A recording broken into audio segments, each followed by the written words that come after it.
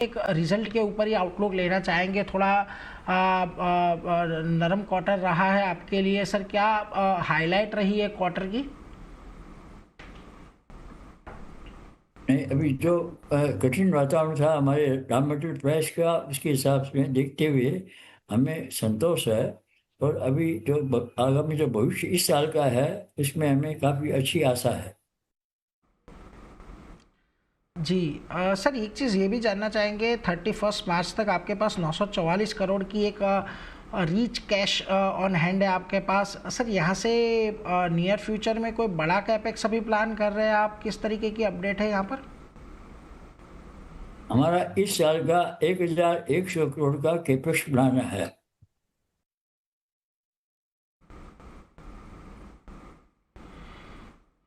जो खास कर ही नहीं है थी कैपेक्स लेने का है सर। ये भी एक जानना चाहेंगे कि आपने एक 1100 करोड़ का एक कमिटेड कैपेक्स की एक बात कही थी आगे कैरी फॉरवर्ड ले जाने के लिए। सर यहाँ पर क्या कमिटमेंट है और आगे इसका हम कैसे हुए प्लानिंग होता हुआ दिखेंगे? नहीं, अभी देखिए, हमने वाविन के 3 फैक्ट्रियों को हमने खरीदा है, जिनमें 300 करोड़ रुपया लगेगा। उसमें 73,000 टन उनके माल बनाने की कैपेसिटी है, प्लास्टिक पाइपिंग सिस्टम की। हम उम्मीद करते हैं कि जुलाई से वो कैपेसिटी हमारे पास आ जाएगी।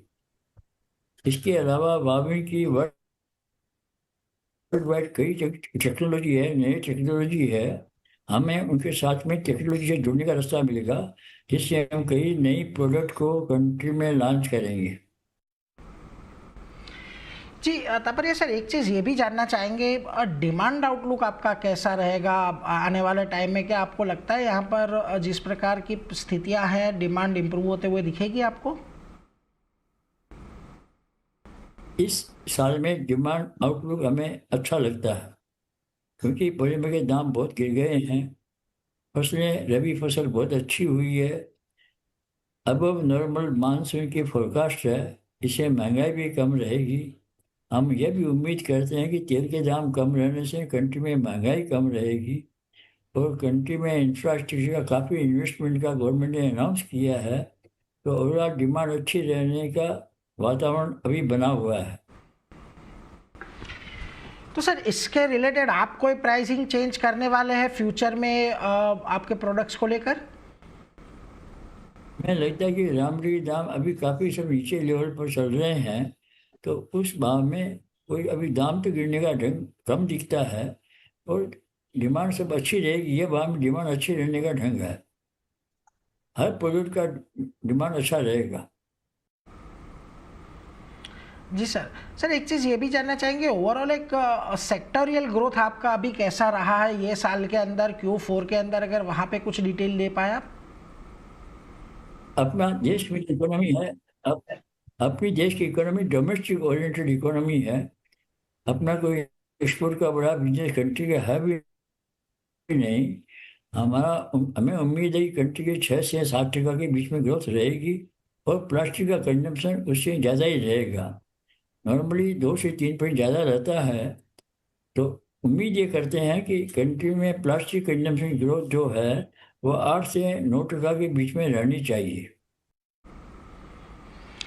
जी सर। सर एक चीज़ आपसे ये भी जानना चाहूँगा, आपके कंपनी का जो प्लास्टिक पाइप बिजनेस है वहाँ पर हमें बहुत सारा वॉलेटाइल स्थिति देखने को मिली है। सर आगे के समय में यहाँ पर क्या सिचुएशन रहेगा? हमने 3 कारण लिखे थे। इस साल का गवर्नमेंट के सेंट्रल गवर्नमेंट के बजट में इंफ्रास्ट्रक्चर पर ज़्यादा रुपया खर्च करने का प्रावधान सरकार ने किया है। मैं नंबर बता सकता हूँ, लास्ट ईयर जल से हर नल से जल पहुंचाने में सरकार ने 22,000 करोड़ रुपया खर्च किया था। इस साल गवर्नमेंट ने बजट में 67,000 67,000 करोड़ का प्रोविजन किया है। तो इंफ्रास्ट्रक्चर में गवर्नमेंट का इस साल ज़्यादा खर्च करने का प्रोग्राम है। ये पीवीसी का दाम बहुत गिरने से जो लास्ट ईयर डीग्रोथ हुई थी, इस साल में जो दाम इतने कम हो गए हैं, अभी उसमें गिरने का चांस नहीं है, या है तो बहुत कम है। दाम बढ़ने का ढंग ज़्यादा नज़र आता है। तो इसलिए डिमांड एकदम अच्छी रहेगी। हमें पूरा विश्वास है कि लास्ट ईयर से इस साल में ग्रोथ रहेगी। कंट्री में लास्ट ईयर 6% का डीग्रोथ हुई थी, प्लास्टिक पाइपिंग सिस्टम में इस साल में जो इकोनॉमी की ग्रोथ करीब 6% रहती है, उससे कंट्री में प्लास्टिक पाइपिंग सिस्टम में ग्रोथ अराउंड 8 to 9% रहेगी, कंट्री की ग्रोथ।